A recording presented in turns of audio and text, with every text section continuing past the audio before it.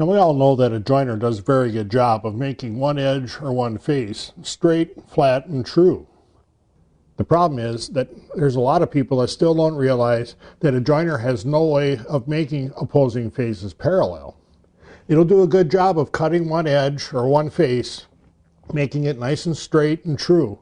But if we turn the board over and cut the other edge, it'll cut that edge straight and true, but it has no way of knowing if that edge is parallel to this one. There's some people around that'll tell you if you raise or lower the outfeed table, raise or lower the cutter head, maybe both, or maybe put a pickle in your pocket, that the joiner will start cutting parallel faces. How is this possible? The reality is, it's not possible. The problem with the joiner is that it only has an indexing surface and a cutter, and they're both on the same side. There's nothing following the other edge to make sure that it stays parallel to the cutter. And that's the only way we can cut another edge parallel to the one that's on the table. Another point of confusion is that while using the joiner's fence, we can cut this surface exactly square to that surface, or at whatever bevel we want. The thing is that when it cuts those, this surface doesn't necessarily come out parallel to that surface.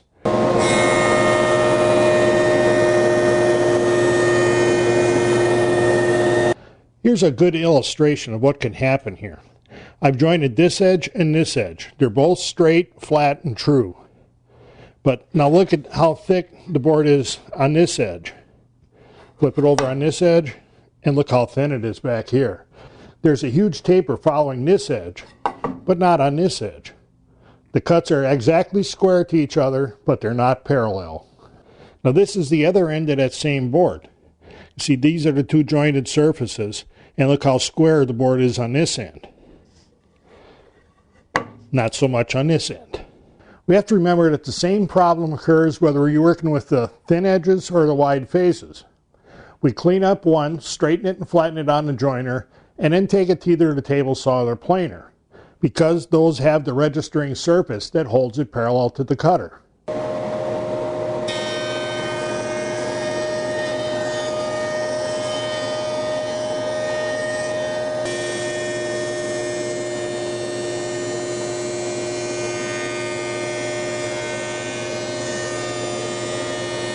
Now at the table saw, I can take the edge we just straightened on the joiner, put that against the rip fence, and make a rip cut that'll cut this edge parallel to this one because we have the machine surface against the known guiding straight surface. The joiner doesn't have this.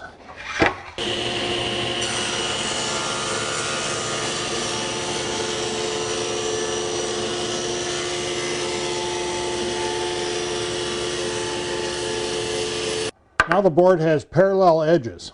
I could go back to the joiner and take a single light pass on the sawn edge, but for doing glue-ups and just about everything else, this is smooth enough. Now we've taken our board to the planer. We put the jointed surface on the tables. We know these are flat, and we know that the knives are held perfectly rigid above them. The knives are parallel to the table. So if we send this through, because the jointed edge is on the flat table, the knives will make a pass and make this side clean, straight, true, and parallel to this side. The joiner has none of this to do that.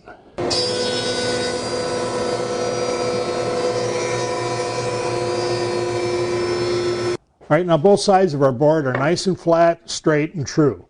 They're also parallel to each other. The joiner can't do that. The joiner really does do a very good job of straightening and flattening surfaces on our wood. It can also make two surfaces square to each other. But if you want them parallel, you have to go to the table saw or the planer, depending on which surface you're working on. The joiner has limitations. Get over it.